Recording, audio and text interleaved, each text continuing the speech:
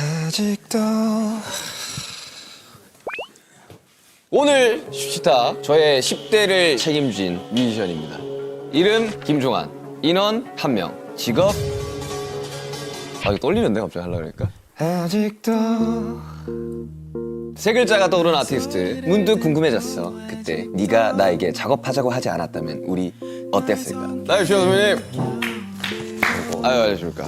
아이고 반갑습니다. 너의 흔적 안에 살았죠.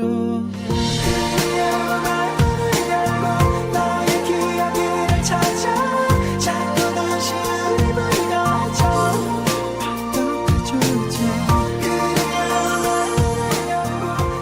환영합니다. 아 정말 반갑습니다. 설마 발렌티노인가요? 또 엠버서더니까 예의를 갖추고자. 얼마 전에 입었던 거 같아요. 공연할 때. 그러니까. 내일 보컬 김종환 형님 어느 날 갑자기 문자 한 통이 왔었죠. 슈치타를 같이 하고 싶다고. 사실 예능에서 볼 일은 거의 없었잖아요. 그렇죠, 그렇죠. 너무 신선할 것 같다는 생각이 좀 많이 들더라고요. 사실 슈치타를 약간 예능이라는 느낌이 저는 잘 안 들었던 것 같아요. 아 그래요? 가볍지만 무겁고 진지하지만 경쾌한 약간 토크쇼 같은 느낌? 또 음악 얘기할 때가 별로 없잖아요. 저 요즘 좀 특히 좀 없는 것 같아요, 그죠? 많이 없어서 우리도 뭔가 우리 음악 얘기를 하고 싶은데 네. 여기를 아니야 이건 또 아닌 것 같아. 여기 나가서 음악 얘기 별로 못할 것 같고 그러다 보니까 안 하게 됐는데 유일하게 진짜 슈치타가 딱 그런 얘기를 다 할 수 있을 것 같은 프로그램인 것 같아서 그렇죠. 저는 형님을 처음 뵀을 때가 그때였던 것 같아요. 에픽하이 형들 쫑파티 때. 맞아요. 그게 몇 년도지? 제가 이런 거 기억 좀 잘하는데 2017년. 신발장 네, 신발장 앨범이었어요. 그때 좀 늦게 왔었나? 네, 제가 그때 스케줄 있어가지고 맞아. 갔다가 어때요? 그때 혹시 기억나세요? 기억나죠? 왜냐면 너무 인상적이었던 게 네. 번거지 옷을 쓰고 있었어요. 금발이었어요, 저 그때. 술을 엄청 빨리 먹었어요. 뭐 늦게 와서 약간 급했는지는 모르겠지만 술을 엄청 빨리 먹고 근데 그 모습만 봤을 때는 이 사람 되게 에너지 넘친 사람이겠구나. 근데 그때 술을 아무튼 거기 있는 사람들 통틀어서 제일 많이 먹었을 거야 아마. 그리고 다음날 아마 죽었을 거예요. 이제는 그렇게는 좀 막 못 먹겠더라고요. 우리 형님이 준비해 오신 술을 가볍게 마시면서 네. 근황이랑 이런 이야기를 한번 해볼까요? 어떤 술을 준비해요? 근데 다른 분들은 되게 막 특이한 술도 많이 가져오시고 아니요, 저 소주 빨간 꽁 가지고 온 친구도 있었어요. 저것도 요즘엔 좀 특이하잖아요. 박지민이라고. 그래서 저는 그냥 제가 기네스. 평소에 즐겨 먹는 맥주를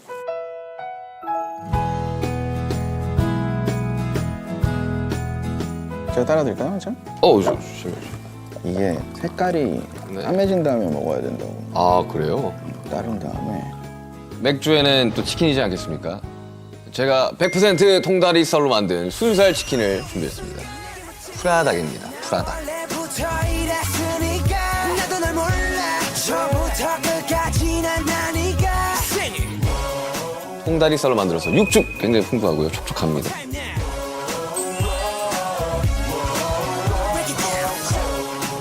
드셔보시면 할라피뇨도 있고 그럴걸요.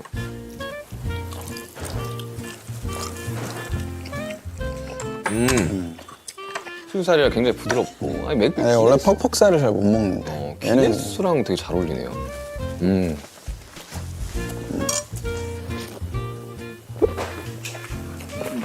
진짜 촉촉하다. 야 이거 너무 촉촉하다. 너무 촉촉해. 응? 꼭 한번 드셔보시길 바랍니다. 야 근데 올해 20주년인가요? 우리는 아마 아니죠 24년이었던 것 같아요. 사실 뭐 조금 좀 말을 좀 덧붙이자면 정말 제 어릴 적 싸이월드의 배경음악을 담당했던 두 팀이 있었는데 에픽하이와 넬이었습니다. 아유 제 초, 중, 고까지를 정말 책임져준 지금 제가 하고 있는 음악의 감성과 구성과 여러 가지 형태들을 참 두 팀을 보면서 좀 많이 영향을 엄청 받은 것 같아요. 정말 뿌듯하네요. 왜냐하면 사실 요즘에야 뭐 이모 힙합 해가지고 막 그런 좀 우울한 감성들이 막 맞아요. 또다시 이렇게 또 한국에서 그 시초가 아니었나. 최근에 다시 앨범을 들으면서 참 영향을 진짜 나도 많이 받았었구나라는 생각이 들어요. 음, 사실 뭐 저도 이제 많은 선배들을 뵙지만 이렇게 꾸준히 뭔가를 하기가 사실 쉽지 않다고 들어요. 또 그때의 감정과 그때의 상태가 지금은 또 아니다 보니 네. 그게 되게 고민일 것 같아요. 사실 지금 또 그때의 감수성을 가지고 쓸 수 있나? 그것도 못할 것 같고. 근데 어떻게 보면 좀 음악의 매력인 것 같기도 한 게 물론 이제 우리가 대중음악을 하니까 어쨌든 듣는 사람들에 대한 생각 안 할 수도 없고 그렇긴 하지만서도 분명 그때와는 다르지만 지금의 나만이 갖고 있는 할 수 있는 혹은 표현하고 싶은 감정들이 있으니까 그걸 그냥 하면 되는 것 같아요. 그래서 우리는 좀 비교적 이른 시기에 그거를 알게 됐던 것 같아요. 왜냐하면 넬이라는 팀이 되게 호불호가 많이 갈렸었어요. 저는 무조건 호였는데. 근데 이제 리스너들 사이에서도 그렇지만 아까 윤기 씨가 얘기한 그 이제 싸이월드 시절에는 평론가들의 어떤 파워가 굉장히 셌었잖아요. 맞아요. 그 안에서 호불호가 굉장히 갈렸었어요, 저희가. 그래서 어떤 앨범이 나올 때마다 어떤 분들은 똑같아. 근데 어떤 분들은 완전 변했어, 실망이야, 뭐 이렇게 하고 별로다. 근데 그거를 3집 그 힐링 프로세스라는 앨범이 나왔을 때 그걸 엄청 많이 얘기를 들으면서 아, 이게 우리가 뭘 한다고 그래서 모두를 만족시킬 수가 없구나. 그쵸. 결국은 그냥 우리가 하고 싶은 거 지금 하고 싶은 거 하는 게 제일 편하겠다 라고 생각을 하면서 그때부터는 약간 신경을 안 쓰기 시작한 거. 1, 2집이 정말 너무 기가 막힌 명반이라 저는 아직도 기억이 납니다. 제 싸이월드의 배경음악은 두 곡이었는데 하나는 넬레인 앨범의 스테이 그리고 하나는 이것도 웃겨요. 에픽하이 레딜레인이었어요. 아, 맞죠. 네. 그래서 저는 에픽하이 레딜레인으로 사실 넬 김종환이라는 사람을 네. 처음으로 접한 거예요. 그리고 이제 거슬러 올라가서 이제 이어졌죠 그때의 그 넬 음악과 에픽하이 음악을 들으면서 꿈을 꿨던 이제 한 소년이 자랑스럽습니다. 오늘 녹화 기준으로 지난주에 디지털 앨범 나왔잖아요. 디지털 싱글. 네, 싱글이 나왔잖아요. 원더러. Something wrong 분명 뭔가 잘못됐어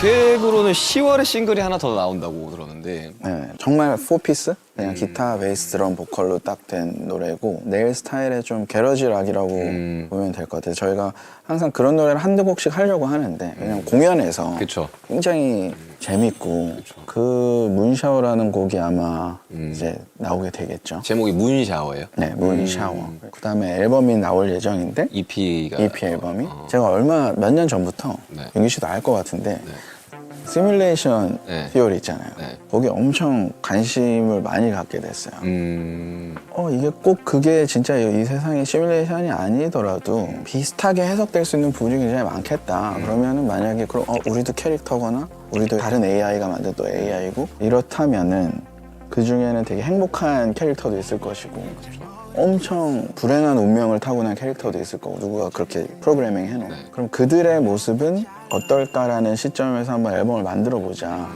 원더러는 그냥 약간 노멀한 NPC의 어떤 고민인 것 같은 거고 이제 문샤워라는 곡은 좀 암울하고 곡 작업할 때 떠오르는 이미지들 있잖아요. 이미지가 약간 그런 SF 영화인데 엄청 디스토피아적인 SF 영화에서 막 뒷골목에서 막 버려져 있는 로봇이나 이런 이미지를 떠올리면서 만든 곡이에요. 그래서 혹시 음원이 있나요? 보컬 녹음은 데모밖에 없어서 인스트루만 갖고 왔는데 저는 근데 가끔 데모 녹음이 더 좋을 때가 많죠. 예, 쓰자마자 불렀을 때가 제일 좋은 것 같아요. 러프하게 딱 러하게 딱 나는. 예. 근데 요만큼이 마음에 안 들어서 그걸 다시 부르려고 하면 맞아. 그게 안 나오더라고요, 확실히. 인스트루멘트 한번 들어볼까요?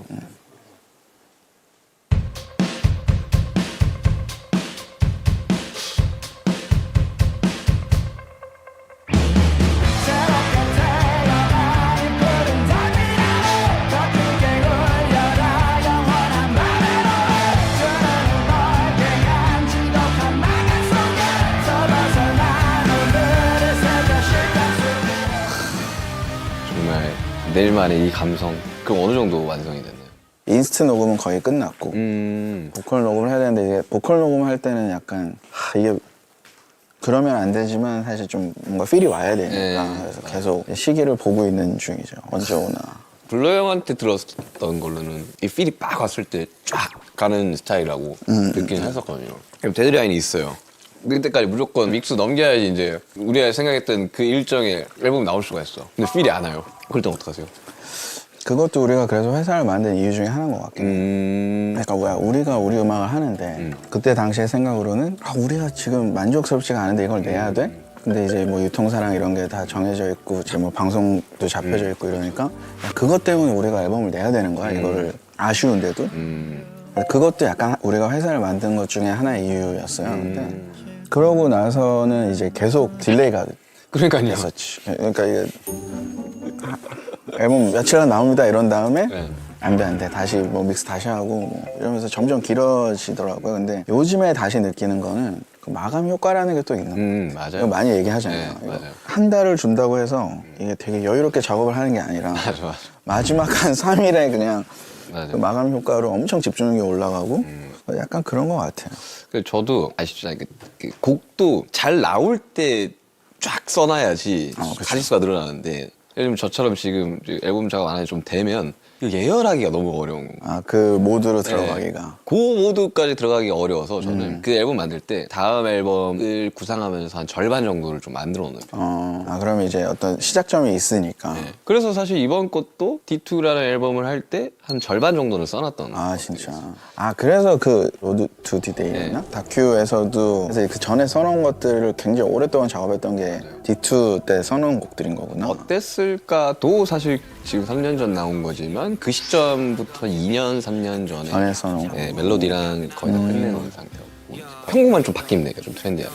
그렇게 저는 하는 편인 것 같아요. 그래서 지금도 좀 써놓은 곡들이 좀 있어가지고 다음 앨범을 어떻게 만들지라는 그런 생각을 계속 하게 되더라고요. 어떤 대략적인 구상은 있어요? 컬러는? 제가 요즘 그래서 좀 여쭤보고 싶었던 게 이번 공연이 공연 보셨잖아요. 맞죠. 너무 잘 봤어. 그래서 어떠셨어요? 전반적으로 그러니까 밴드들도 있고 그리고 이제 랩과 보컬의 경계도 너무나도 이제 없어진 상태. 그렇죠. 그래서 오히려 저는 좀 밴드 사운드를 좀 더 하고 싶다라는 생각이 좀 많이 들더라고요. 공연 봤을 때는 진짜 빈마에 되게 이상적인 느낌이었어요. 왜냐하면 일단 길이도 완벽하게 내가 제일 좋아하는. 2시간. 그거 아마 생각하셨을 거예요. 네, 맞아요.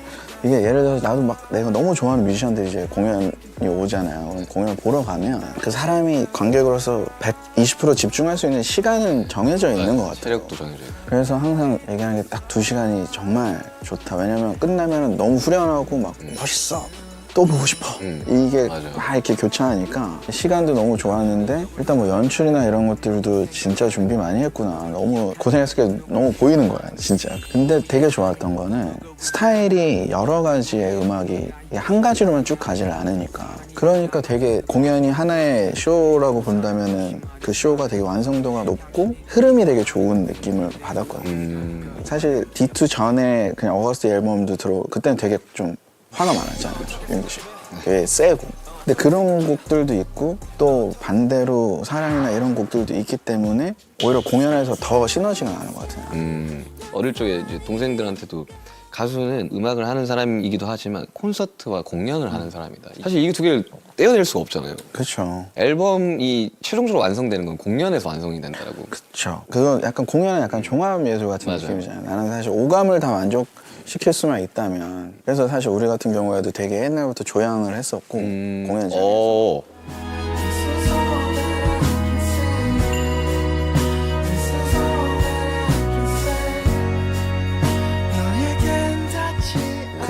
조향의 효과가 굉장히 커요. 왜냐하면 음악과 향은 그 시절로 돌아가게 만들어주잖아요, 그죠? 그래서 내가 그거를 개인적으로 경험을 하고 나서 그래서 공연 조향을 하게 된 게 제가 중학교 때 이제 그 교제하던 첫사랑 친구가 있는데 그 친구랑 이제 대학교 때 헤어지고 꽤 오래 만나셨네요?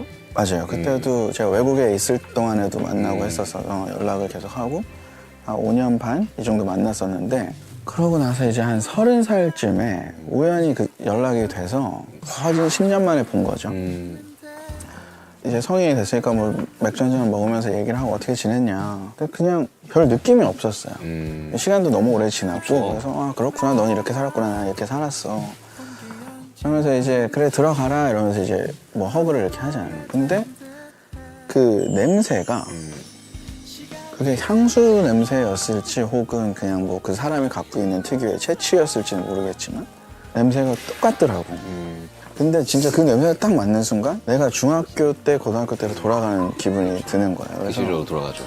그래서 내가 그날 좀 되게 충격적이어서 그게 헤어지자마자 우리 멤버들한테 막 연락해서 가서 또 술을 먹었어요. 이런 일이 있었다. 이게 장난이 아니다. 이 후각이라는 향이라는 게 오히려 어쩌면은 다른 무엇보다 청각적인 거, 시각적인 것보다 훨씬 시간을 되돌리는 힘이 강할 수도 있는 것 같다. 그래서 우리가 공연에서 그럼 조향을 해보자. 그거 어떻게 뿌려요? 그 이제 공조 시스템에다가 거기에. 거기에다가 넣어서 이제 뿌리는 거죠. 근데 그렇게 했더니 팬들도 아니나 다를까 그 향만 맡으면 그 공연이 생각이 나죠. 사실 미각만 빼면은 촉감도 어떻게 보면 우리가 뭐 우퍼의 울림이나 이런 것들이 그냥 일반적으로 우리가 음악을 들을 때 느낄 수 없는 거니까 네 개의 감각은 만족시킬 수 있다고 보거든요. 근데 아까 윤기 씨가 얘기한 것처럼 결국 뮤지션의 음악이 가장 빛을 발하고 가장 거대한 뭔가를 팍 하고 보여주는 건 공연인 것 같아요. 내가 돈을 주고 공연을 보러 왔던 사람한테 최고의 순간을 맞아. 보여줘야 되는. 그러니까 이제 관객 입장에서도 가수의 행복한 표정을 보면 되게 행복하시겠지만 가수 입장에서도 관객들의 이 행복한 표정을 보면 사실 그 기억이 잊혀지지가 않는 것 같아요. 특히나 이번 공연 끝나고 후유증이 엄청 심했어요. 항상 그게 좀 안타까웠던 게 댄스 가수의 무대를 보면 춤을 추기 시작을 하면 관객이 좀 즐기기가 좀 어렵더라고요.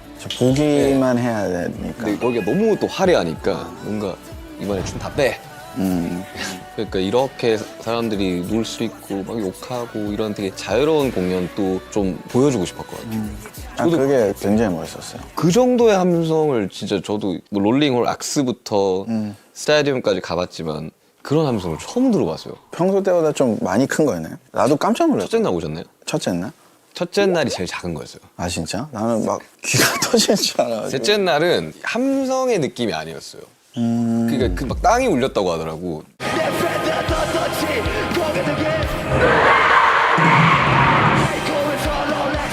근데 그 공연장에 와서 비단 2시간, 3시간만이라도 스트레스 풀고 그럼 또 몇 달을 살아갈 힘을 얻는 거고 그게 이제 내 역할이구나. 예전에는 그냥 내가 자아 실현을 위해서 음악을 막 만들고 그로 인해서 막 내가 인정을 받고 이런 게 더 즐거웠다면 이제는 그냥 그 사람들이 행복한 게 훨씬 더 즐겁더라고요. 근데 첫날에 오신 게 아마 좀 좋았을 것 같은 게 제가 셋째 날 너무 울어가지고 아 어땠을까 하면서.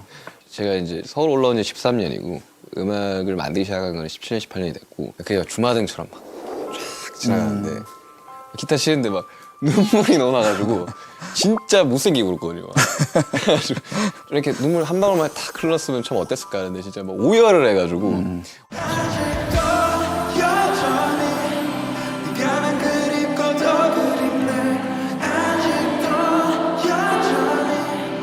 우리 어땠을까 이야기를 해야 돼요. 사실 이 이야기를 하기에 제가 남준이랑 비슷한 시기에 음악을 듣고 자랐다 보니까 피처링을 섭외할 때 항상 겹쳐요. 야 남준이한테 처음에 연락이 왔을 때는 어떠셨어요? 그게 몇 년도였죠? 16년이었으려나? 그랬을 것 같아요.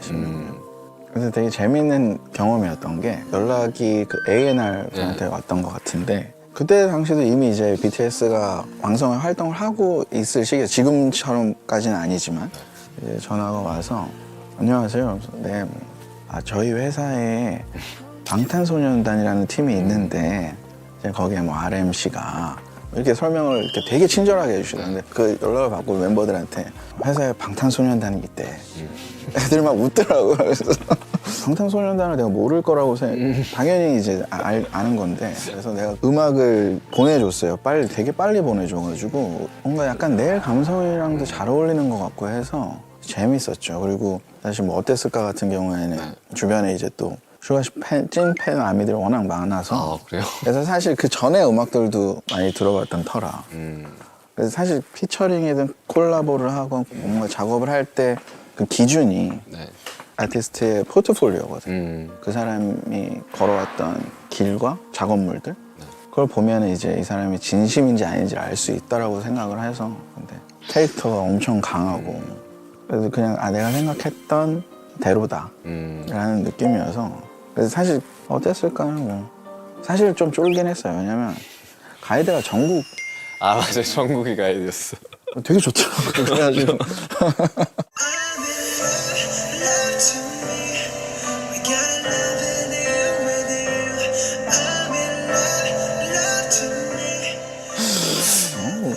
이거 어떻게 해야 되지? 약간 처음에 그러긴 했는데. 그 이후로 회사에서 정국이를 가이드를 쓰지 말아달라고 했었어요. 그러면 이제 부담스러워. 네, 사람들한테 이제 갑자기 멤버 이야기로 새서 그렇지만 정국 굉장히 뛰어난 보컬리스트라고 생각을 하거든요. 그 가이드를 딱 들려줬을 때 사람들이 이거 좀 결이 다른 느낌 맞아요, 받았을 때 맞아요. 내가 이 느낌을 낼 수 있을까? 나도 처음에 그런 느낌이었어. 그러니까 이게 그 정국 씨가 스타일이 되게 네. 뚜렷하니까 내 스타일대로 원래 소화를 해야 네. 하기를 바라고 아마 윤기 씨도 보냈을 텐데 자꾸 그 스타일을 따라가고 싶어지는 거야. 아, 그쵸. 이게 좋으니까 또 듣기에. 근데 어땠을까 작업할 때 다른 작업을 다 멈추셨었다고요? 네, 그때 작업을 하고 있던 게 있었는데 네. 나는 처음에 듣고 가사가 조금 너무 개인적인 얘기라서 약간 누가 될까봐 너무 그러니까 픽션이 아니니까 이 가사가 이걸 가볍게 생각할 수가 없잖아요. 그렇죠. 집중을 해야겠다 그래서 아마 그때 그 작업하는 동안은 딴 걸 아무것도 안 했던 거 아직도 생각나는 게 이제 형님은 편곡을 좀 미니멀하게 맞아요. 가길 원했고 저는 약간 제 시그니처라고 해야 되나? 마지막 곡을 되게 약간 커튼콜처럼 좀 이 친구를 이제 마지막으로 이제 보내는 그런 식으로 좀 하고 싶었어가지고 그 중간점을 되게 찾느라고 좀 맞아. 근데 나는 되게 그래서 뭔가 그 앞부분을 생각했던 것 같아요. 그러니까 어떤 이게 친구에 대한 그리움이나 혹은 미안함이나 후회 혹은 화남? 혼란스럽고 막 옥만 가지 감정이 다 섞여 있을 것 같은 그 부분에만 약간 나는 너무 꽂혀가지고 그래서 일부러 막 박자도 맞아요. 거의 막 유연음으로 바꿔놓고 랩이랑 막 이렇게 엉키게 해놨었잖아요. 맞아. 근데 약간 윤기 씨는 그거를 딱 어느 정도 극복을 하고 덤덤해진 상태에서 이 친구를 약간 보내는 보내주는 약간 그런 느낌이었더라고요. 아 저는 이제 약간 성덕이 된 느낌이에요. 어릴 적에 이제 이러면서 따라다녔던 이제 두 분을 만나게 돼가지고 근데 넬은 고정층이 너무나도 탄탄하고 아직도 너무나도 뚜렷한 것 같아요. 이게 20년이 넘도록 그렇게 할 수 있는 비결이 있을까요 혹시? 그게 약간 꾸준히 하는 거 되게 중요한 것 같아요. 그래도 한 1년 내지 2년에 한 장씩은 2년에 한 번씩은 냈던 것 같고 작사 작곡한 걸 보면 20년 동안 거의 매달 하나씩은 낸 걸로 돼 있더라고요. 계산을 해보니까. 그렇다고 치면은 우리 음악을 좋아해주는 사람들한테는 잊혀지지 않을 정도로 꾸준히 계속해서 음악도 소통이라고 생각을 하고 맞아요. 계속 소통을 해왔던 것 같고 또 한 가지는 뭐 저를 비롯해서 뭐 우리 멤버들도 그렇고 음악을 진짜 너무 좋아해요. 그러니까요. 음악을 너무 좋아해서 적어도 그 진심은 좀 어느 정도 느껴지지 않았을까. 근데 진짜 그렇긴 해요. 저도 이제 누군가의 팬이었었고 지금도 누군가의 팬이고 그리고 수많은 공연장에 가지만 가수가 되게 그 끊임없이 자기 진심과 우리는 단단하다라는 거를 보여줄 때만큼 팬으로서 감동 엄청 받게 되잖아요. 그러기 위해서는 뮤지션들은 나는 좀 부지런해야 된다고 네. 많이 생각을 했었거든요. 어릴 적부터. 그래서 저는 더 부지런하게 막 곡 작업, 외부 작업도 막 들어오면 그냥 하고 물론 그게 그 사람의 취향 아니었을지언정 그래도 나는 이렇게 여러분들을 위해서 정말 노력하고 있습니다를 보여주는 거라고 생각이 들거든요. 그 차이인 것 같아요. 그러니까 음악을 하는 내 모습을 좋아하는 것과 음악 자체를 좋아하는 거에 분명한 차이가 있는 것 같아요. 내가 느끼기엔. 그래서 음악을 하는 내 자신을 좋아하는 경우는 내가 그 음악으로 인해서 잘 안 풀렸을 때 되게 쉽사리 포기를 하고 다시 일어나지 못해야 하는 것 같아요. 왜냐면 음악을 하는 내 자신을 좋아했는데 인정을 안 해주고 사람들이 몰라주면 음악을 하는 내 모습이 너무 멋이 없는 거야. 근데 그거는 반대로 음악 자체를 너무 좋아하는, 그래서 내가 주인공이 되지 않아도 나는 음악 씬에서 이 일부분일 수만 있으면 너무 행복해 라고 했던 사람들이 맞아. 대부분 훨씬 음악적으로도 잘 풀리고 나중에는 그 음악을 듣는 사람들도 다른 사람들도 그걸 알아주고 그런 것 같더라고요. 그래서 후배들한테 또 이제 종종 뭐 윤기 씨도 되게 많이 그런 얘기가 오겠지만 그 얘기부터 하는 것 같아요. 맞아요. 많은 대표 이제 제작하는 대표분들을 만나면 그런 이야기를 많이 하거든요. 방탄소년단 뭐 무슨 뭐 비결이 뭐예요? 뭐 이런 이야기를 하면 데뷔 전부터 이후까지 어떤 음악을 만들어서 어떻게 발표를 하든 해. 였었어요. 이게 진짜 뭐 욕먹을 것도 알아. 네가 하고 싶은 걸 해. 그래서 그런 것들을 좀 많이 배우면서 솔로를 나오려는 이제 후배들한테 조언을 좀 많이 해줘요. 네가 하고 싶은 걸 진짜 확 가서 그냥 그 색깔만 보시던가 아니면 진짜 대중적인 가던가 중간 합의점은 없다. 그렇지.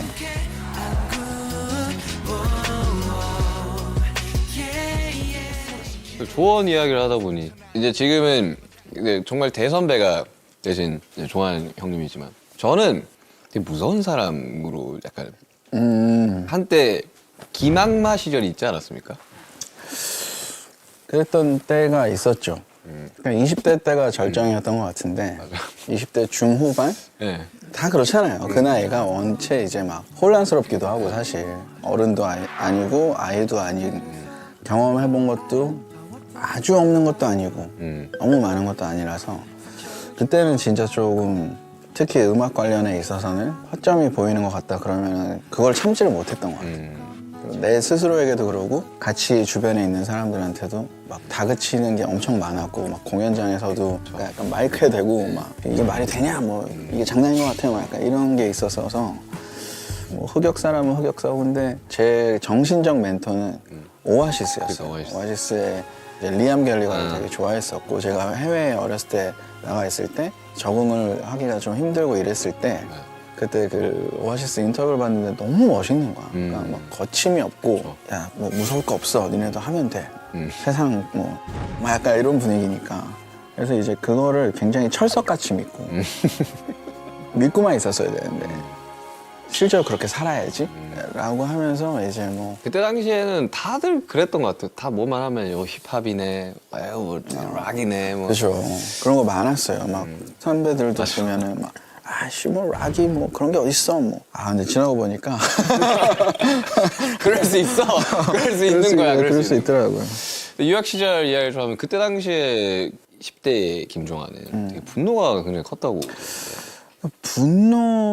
분노로밖에 변환이 안 됐던 것 같아요. 지금 생각해 보면 그게 꼭 분노나 화로 바뀔 필요는 없었을 것 같은데 제가 어렸을 때 이제 이동이 굉장히 잦았어요. 초등학교만 5개를 나오고 중학교도 2개, 고등학교도 2개 이러니까 초중고를 졸업하는데 학교를 거의 9개를 다녔으니까 이게 좀 적응을 하기가 소속감도 좀 네, 소속감이 없고 생각해보면 이제 그게 되게 컴플렉스처럼 이게 한국도 아니고 문화도 다르고 다 인종도 다르고 하니까 결국에는 그게 쌓이고 쌓여서 나중에는 약간 화가 됐던 것 같아요. 그 친구들은 잘해주려고 하는데도 나는 얘네가 나 지금 놀리는 건가? 피해의식도 피해의식이 막 생기고 그래서 그게 계속 쌓여 있어서 한 20대에는 한국에서 이제 팀을 하면서도 그게 계속 있었던 것 같아요. 사실.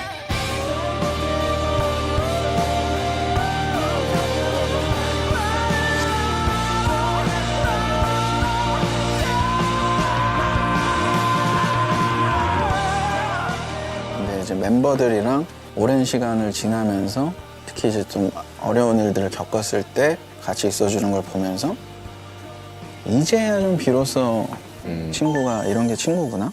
그러니까 이런 느낌을 받는 것 같아요.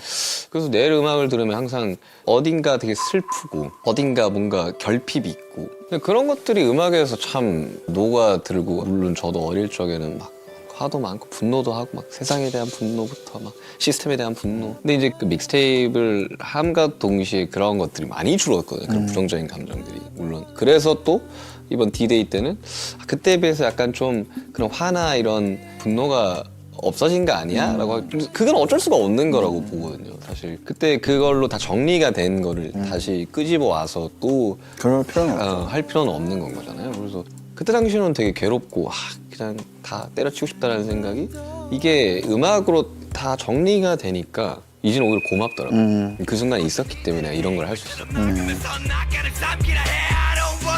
그들은 내가 이 동산에서 나가길 원하는 신들의 꿈들이 꿈들로만 남지 않게 언제 어디서든 나 당신들을 응원할게.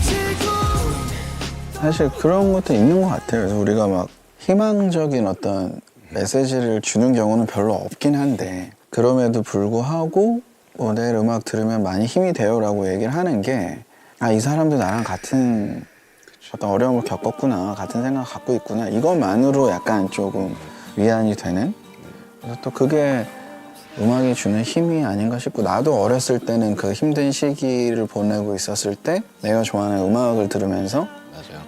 그냥 진짜 그냥 헤드폰 딱 끼고 그 세상에 빠졌을 때는 다른 게 생각이 안 나니까 그런 역할을 하는 게 음악이 아닌가 싶어요. 그게 음악의 힘이라고 저는 아직도 믿고 있어요.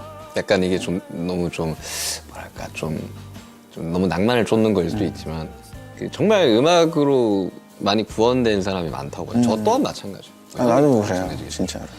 그래서 참 제 음악을 또 듣고 누군가는 또 꿈을 꾸겠죠. 그럼요. 그러니까 내가 내일가 에픽하이를 보면서 꿈을 꿨던 것처럼 그렇게 됐을 때 그 친구가 나를 딱 찾아오는 케이스들이 간혹 있더라고요. 저도 뭐 아직 그렇게 오래 활동한 거 아니지만 근데 와 그때의 그 느낌은 저는 엄청 감동적이더라고요. 그런 이야기를 해주니까. 맞아. 저도 기억이 나는 게 아직도 너무 기억이 나는 게 21집 나오고 나서 그 원음 방송이라고 불교 방송이지. 스님이 이제 DJ를 하시고 라디오에서 이제 뭐 실시간 연결 있잖아요. 전화 연결. 고3이었던 친구가 너무 힘든 시기를 보내고 있고 그래서 사실은 좀 안 좋은 생각을 많이 했는데 그래도 내일 음악을 듣고 기운을 내서 열심히 살아보려고 합니다. 이렇게 해서 이제 전화 통화를 했었어요. 그 이름이 잊혀지지 않는 거예요. 그 사람의 이름이. 근데 얼마 전에 사인회였나? 그때 그분이 오셨어요. 근데 그분이 그 얘기를 하시더라고요. 그러니까 그때 잘 기억하냐? 그래서 그때 이후로 이렇게 열심히 잘 살아서 지금 있다. 근데 되게 뭔가 우리가 그 정도의 사람인가 싶기도 하면서도 그래도 누군가 삶에 이렇게 좋은 그래도 영향을 끼쳤다는 게 너무 감사하고 그러더라고요. 되게 약간 좀 황홀한 순간인 것 같아요. 이런 게 락커가 이래야 되는데 락이라고 배워가지고. 근데 갑자기 되게 궁금한 거 이거는 그냥 뭐 개인적으로 궁금한 건데 기억을 걷는 시간이면 그 저도 그렇거든요. 아, 대치타보다 더 잘할 수 있나? 뭐 이런 생각을 한단 말이죠. 올 때도 대치타 듣고 하네. 그때 당시에 진짜 마음에 안 들었었단 말이죠. 그 샤가반 친구랑 같이 합숙하면서 막 야, 이것도 해볼래 저것도 해볼래 이런 도중에 나왔던 하나였던 거예요 말이죠. 근데 이게 제 예상보다 너무 터져버린 거죠. 그때 당시에는 이제 음원이 나온 것도 아니었고 그냥 유튜브랑 사운드 클라우드만 있었는데 이미 빵 터져버리고 조회수도 막 올라오고 그러니까 이번 앨범도 항상 그거랑 비교를 하게 되니까 저는 딱 첫 도입과 첫 마디에 다 와 한다고 보거든요. A가 네. 중요하죠. 네. 아직도 딱 요 한마디만 나오면 사람들이 그 시절로 돌아가. 누군가와 헤어졌을 때라든지 이런 되게 엄청 히트곡을 만드셨는데 이게 어쩌면 부담이 되거나 그러지는 않나요 혹시? 뮤지션으로서 좋은 곡을 만들기 위해서 노력은 끊임없이 하겠지만 그 곡이 나오고 안 나오고는 우리의 네, 영역이 아니야. 영역이 아닌 것 같아요. 그래서 최선은 다하지만 최선은 다하지만 부담은 없는 것 같아요. 나는 그런 곡 하나라도 있다라는 게 사실 뮤지션에게는 너무 큰 어떻게 보면 축복이고 진짜 수많은 가수들이 커버를 하잖아요. 그래서 너무 고마워요. 사실 그러니까요. 너무 고맙고 대추타는 커버를 안 해요. 어려워서 너무 어려워서 그래. 열심히 하다 보면 또 뭔가 이렇게 하늘이 찍어주는 거야. 이러고 있어요. 주목해서. 제발 하나만 해. 한 번만 해줘. 아유. 자, 슈치타의 마지막 공통 질문입니다. 거창하진 않아도 인간 김종환이 이루고 싶은 꿈이 혹시 있나요? 이 씬에서는 야, 물 들어올 때 노져야지 이런 얘기 많이 하잖아요. 근데 사실은 물 들어올 때 노젓는 사람들도 뭐 좋긴 하지만 더 많은 사람한테 물이 들어올 수 있는 물길을 터주는 게 그래서 항상 물이 들어올 수 있는 길을 만들어주는 역할을 하는 사람이 정말 대단하고 생각하는데 저는 방탄 보면서 딱 그런 느낌이었거든요. 그래서 나도 뭔가 밴드를 하면서 다른 밴드 후배들한테 그들의 물이 뭔가 들어올 수 있는 길을 만들어줄 수 있으면 참 좋겠다. 아유, 이미 생각을 하고 있죠. 주셨죠.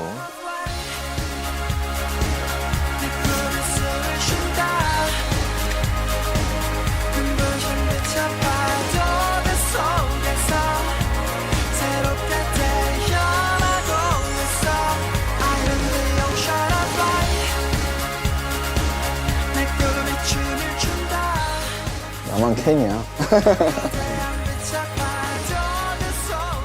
정말 너무 즐거운 시간이었습니다. 아이고, 초대해 주셔서 너무 고맙고. 아닙니다, 정말. 앞으로도. 아, 집에 있는데, 앨범이. 대구에 있는데. 아, 이제 사인 받았어야 되는데.